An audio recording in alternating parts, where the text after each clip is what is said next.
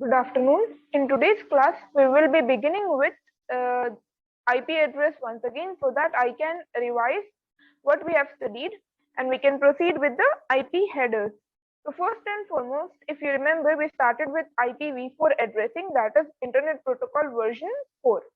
And over here, let's begin with the what is IP. So IP stands for Internet Protocol, and it is the basically, it is a mechanism to identify the computers or nodes in the computer network. And each node has a unique and universal address for connecting the device to the network or the internet. Now, in this case, an IPv4 address is 32 bits long. We have seen that. So, version 4, it is of 32 bits. And the IPv4 addresses are unique and universal. That is, they each have a unique each node will be given a unique address and any other node can use it to communicate with the system. Now the next thing is the address space. How many addresses do we have in the IPv4? We have around 4 billion addresses, but even this became less when in the 1990s the devices which were being connected to the internet started increasing. So then they have seen that it is difficult, and later on this IPv4 addressing format became obsolete. So now the next thing is the notation. We have two kinds of notation. One is the decimal notation and the other is the binary. Here I have both the notations. The decimal notation is this one, 128.11.3.31. This dot is basically defines the octet of. So, and in the case of binary notation, we have 32 bits which are divided into 4 octets. Next, this is an example. I'll just pause the slide over here. You can copy the questions and do it by yourself. The question is, change the following IPv4 addresses from binary notation to dotted decimal notation. So each octet you have to change it to the decimal number. So each binary number of 8 bits needs to be changed to the decimal, and you need to put a dot in between. Later on, we have seen that we have for addressing known as classful addressing, where the address space is divided into 5 classes. So the address space of 2 power 32 is divided into 5 classes A, B, C, D, and E. And how do we identify those 5 classes? We identify the 5 classes by using the concept of prefix. So basically, whenever we are talking about prefix, here class A starts with the prefix 0 in the first byte, and class B will begin with 10, class C with 110, and in this way, yeah.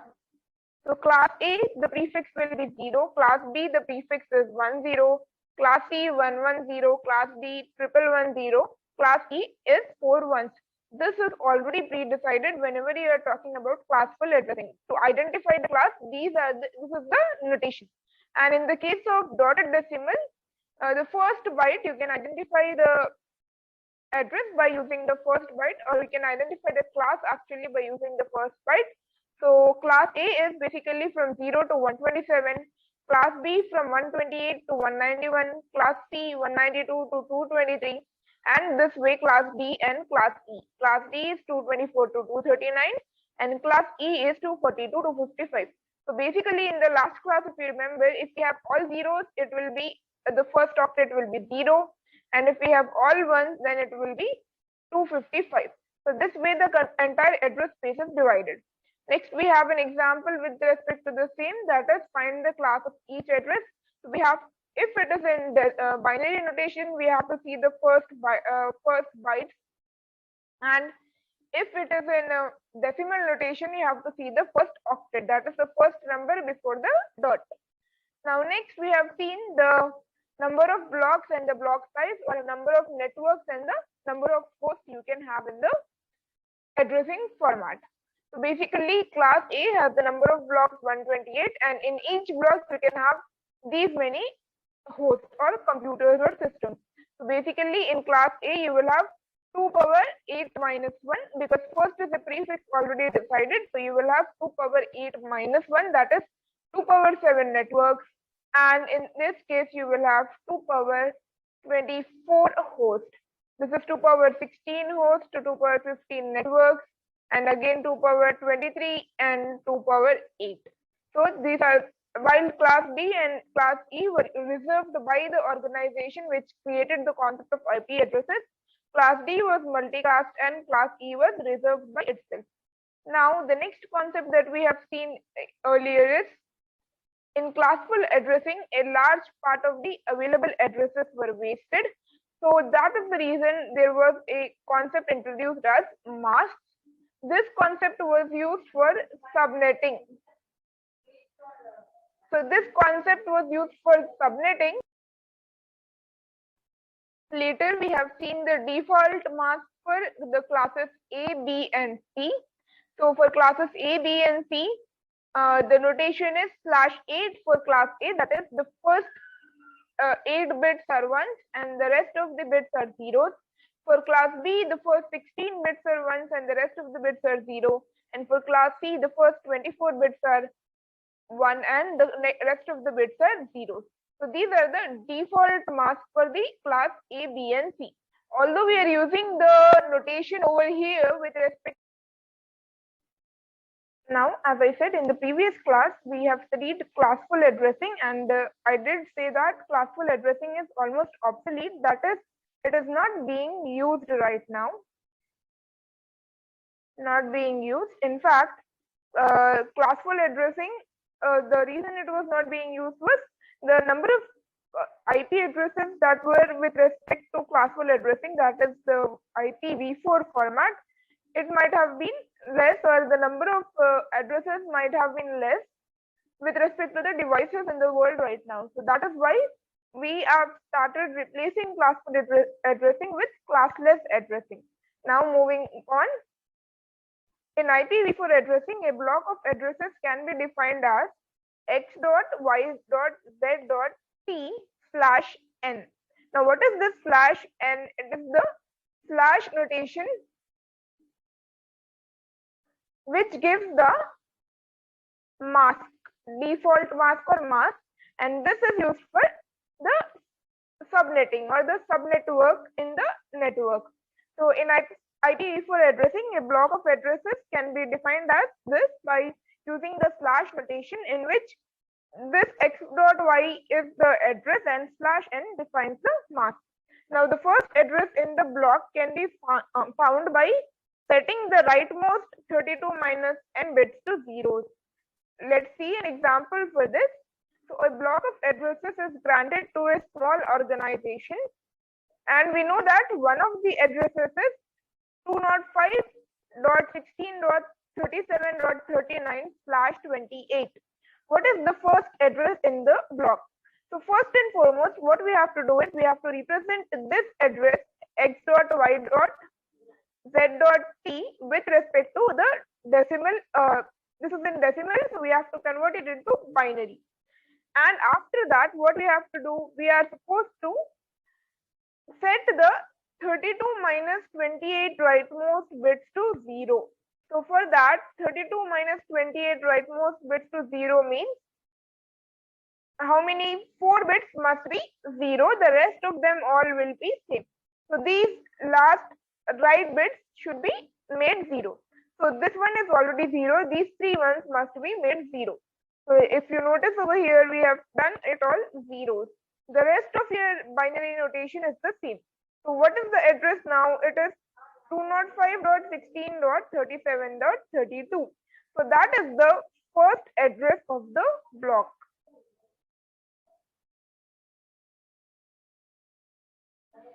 Okay, so this is the first address of the block. Now next is the last address in the block can be found by setting the rightmost 32 minus n bits to 1. So again, whatever n is, that is the slash notation /n, we should subtract it from 32 and set the rightmost bits to 1 to get the last address. To get the first address, set it to 0. So let me just write it over here clearly. First address, set 32 minus n bits, 32 minus n rightmost bits to 0. To get the last address, set it to 1. Okay. Now after that, the number of total addresses in the block can be found by using the formula 2 power 32 minus n. So let's use it with this example. So we have n as 28. So 2 power 32 minus 28 to power 16. So 2 power 4, which is equal to 16. That is 16 is the number of addresses in this block. So basically we are dividing the addresses. We are dividing the network into a small network, which is called as a subnetwork. Now what will be the last address? In this same thing, instead of changing this 4 bits to 0, we have to change it to all ones. So 1 1 1, 4 ones. Then we have 0 0 1 0 0. Now in this case, what will be the last address in this block? It will be, so this is 1 2 4 8, then 16 32 and 64. So here we will have 64 plus 8 plus 4 plus 2 plus 1. So this will be equivalent to, I believe, 72 or 1 second. So 74 and then 79. So 2.5.16.37.32. So instead of 32, this last bit will be changed to 79. Okay. So this is with respect to the addresses. We have total 2 power 4 addresses, which is 16 addresses in this block. So this way we can find the total number of addresses in a given block. Now we have the next topic, which is the network configuration of this block. So we have from 32 till 47 addresses. Wait a minute, I think, yeah. So I have to change the 4 bits to 1. So this will be 0 0 1. Then, yeah, 0 0 1 0. Then all ones. So this is 1 2 4 8 16 and 32 actually. So 32, this we have to cancel. 32 plus 8. Just I'm simply converting binary into decimal. This is very simple. Even if I made a mistake, you already know the process. So 32 plus 8 is 40, and then we have 47. So that is why this block has 47. So this is the last address actually. Yeah. So first address of this block is 205.16.37.32, and the last address is this one. And we have seen how to find the number of addresses, how to find the last address, and also how to find the first address of the block. Now the first address in the block is normally not assigned to any device. It is used as the network address that represents the organization to the rest of the world. How we do it with respect to the network, normal network in class A. Similarly, here also we don't assign the first address to anyone. How we normally classes do not assign the first address to any block, first address of a block to any of the computers. Similarly, in this case also we don't assign it. It is used as the network address. And next we have each address in the block can be considered as a two-level hierarchical structure. The leftmost bits define the network, and the rightmost 32 minus n bits define the host. So this way, if you remember, we have seen, now we will be seeing the configuration and addresses in a subnetted network. So basically here it is being shown how different subnets are connected and what is the first address, how is it being used with respect to being connected in a network. So if you notice, this is a subnet. We have 3 subnets over here: subnet 1, subnet 2 and subnet 3. For the first subnet, the mask is 27. For the second, the mask is 28 with this address, and even for the subnet 3, the mask is 28, although the last octet is different. So for the first network, the network address, that is the network address, is the first address of the subnet. So here we have 17.12.14.0/26. This is the entire subnet. In that again we have three subnets divided. So first we have 17.12.14.0/27. Then we have 17.12.14.32/28 and 17.12.14.48/28. So these are the three subnets. In this 27 subnets, we have around 32 addresses. In this subnet, we have 16 addresses, and similarly over here, we have 16 addresses. So this is the way subnetting is done with respect to classful addressing. Now we will be seeing the hierarchy in IPv4 addressing. The hierarchy, if you see over here, is for the subnet 1, 26 bits is the network prefix, 1 bit is the subnet prefix, and the host addresses are of 5 bits. Similarly, in subnet 2 and 3, the subnet prefix is of 2 bits and the host address is only 4 bits. So you can just convert these addresses into binary notation, then you will be able to understand this hierarchy.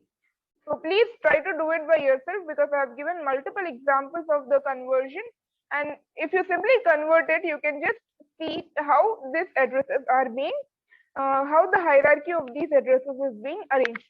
Now the next thing is, and internet service provider is granted a block of addresses starting with 190.100.0.0/16.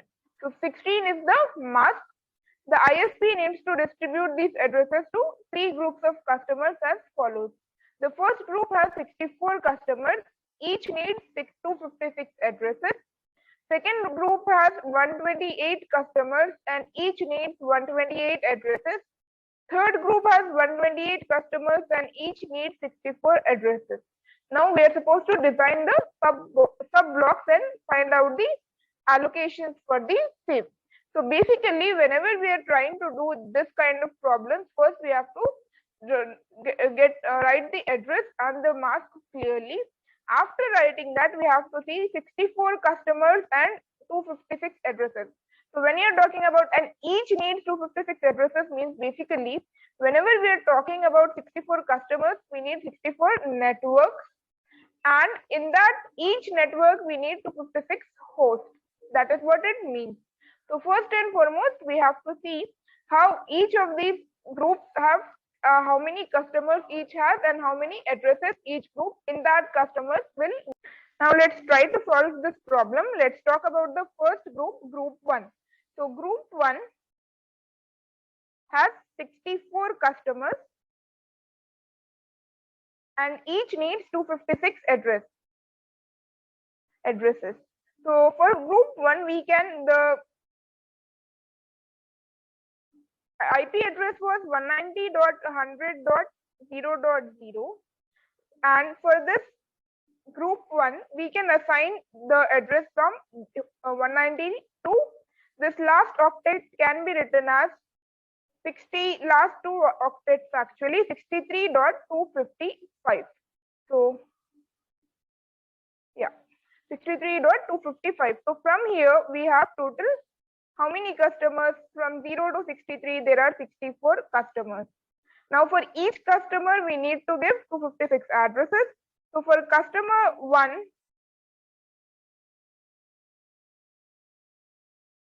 we can see the mask, because this will be a sub network now. Each of these customers is getting their own network, so we are talking about a subnet. So over here we can assign the mask as 24.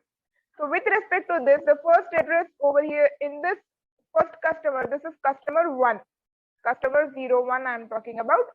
So for the customer 1, the first address will be this and the last address will be 100.0.255. So totally the customer 1 will get 256 addresses. Similarly, for the last customer, in between we will have it the same way. This will be 190.100.63.0 to 190.100.63.255/24 only. So basically this is the subnet of this 64th customer. Here, if we keep on changing these values to 0, 1, 2, 3, we will get all the 64 customers. Similarly, now for group 2, 128 customers and 128 addresses. So in this case, we will go to the next. Now, the earlier group 1 ended at 190.100.63.255. Now, in this case, it will start from 64, right? 2, because 128 customers means 64 plus 128. But in this case, we don't need 256 addresses. We only need 128 addresses. So we know that in each octet, the numbers begin from 0 to 255. So here 190 dot, the last address of group 2 will be basically 127.0, right? Because each of them needs only half of the addresses. And first customer in this group will have the first address as 64.0/25, and the last customer will have the address 190 in this group. I'm talking about customer 1 in group 2 will have 190.128/25. So this is with respect to first. In the last customer, I have to change this to 127, and this will be again 127. So this is the 120. The customer number 128 will have the address as 127. Let me just clear it. So I am talking about customer number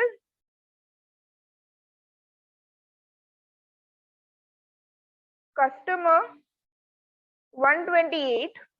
The address will be 190.100.127, and here again I will have 127.128 as the last address. Similarly, you can do for group 3. Group 3 has how many customers and how many addresses? So group 3 has 128 customers and 64 addresses. I'll just mention the first and last address. So the first address will be 190.100. Because last in group 2 it ended at 127, so here it will begin with 128.0 and it will end at 256.0. 190.100. How many customers do we have? We have around 128 customers. So for 128 customers, each of them needs only 64 addresses. So in one octet we can have 64 total. 4 of them we can have in one. So in 128.0 to 63, then 63 to 128 this way. So 128 dot, not 128, let me just rewrite it. Yeah, so since 128 to 128 customers, so just divided by 4, this will be 32. So 128, we have to add 32. So this is around 160, I believe. Yes, since we have already begun with 128, it will be 159.192. So this will be the first address of each of the group. So this will be the address group customer number 128, first address, and this is customer number 1, first address, and customer number 128, first address. And what will be the subnet mask? The subnet mask will be /26/26. Why is it /26? Because we need to have the addresses of 64 bits. Okay, so for 64 bits, the subnet mask will be the first 32 minus. We have to make we have to get 64 hosts basically. So to get 64 hosts, how many bits should be 1, 2, 4, 8, 16, and then 32. So this will amount to, I believe, 64. So 6 bits should be 1. So 32 minus 6. Hence the subnet mask is 26. Okay. Let me just rewrite it all clearly. So first I am talking about group 1. Group 1 has around 64 customers, 256 addresses. Group 2 has 128 customers, 128 addresses, and group 3 has 128 customers and 64 addresses. Now, what was the initial address of group 1? So, initial address of group 1 is basically 190.100.0.0. What is the last address? 190.100.63.255. Okay. Now, what about group 2? Group 2 will have the address 190.100.64.0 to 190.100.127.255. What about group 3? It will have the address 190.100 to 128.0 to 190.100 till 159.255. Now, what is the subnet mask in each of them? The subnet mask in each of them is, here we will be using the group 1 subnet mask is 24. Why are we using 24? Because we have to perform 32 minus 8 to get 256 hosts in each network. And here we have to do 32 minus 7 because we need 128 hosts, right? We need 128 addresses in the network. To have 128 addresses, it means 2 power 7. So 32 minus 7. Similarly, to have 64 addresses, we have to do 32 minus 6. So in this case, the subnet mask will be 26, and in this case, the subnet mask will be 25. So this concludes the address allocation.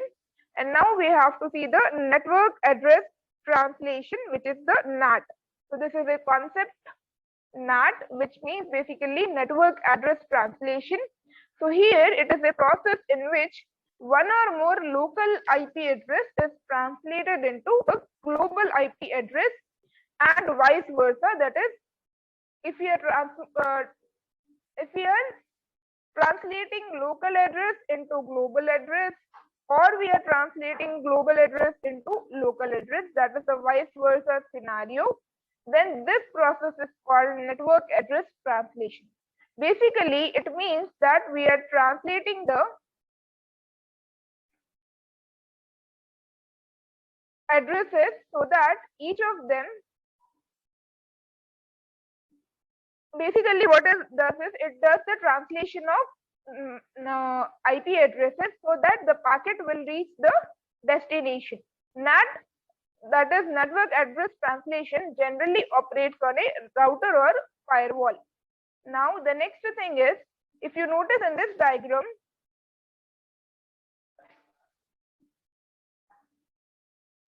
so the addresses are from 172.18.3.1 till 30. Then we are assigning a universal or a global IP address so that this site using private addresses can be accessed. So whenever I am talking about this network address translation, there are 3 IP addresses that are reserved for private networks only. Those are given as follows. So we have 10.0.0.0 to 255. So basically this address with the octet 10, that is the first octet being 10, is always used for only private networks. Similarly, we have the 172.16.0 to 31 and 192.168. So these are all private addresses. So whenever any organization or any network is using this address, it means it is a private address inside a subnet which is reserved.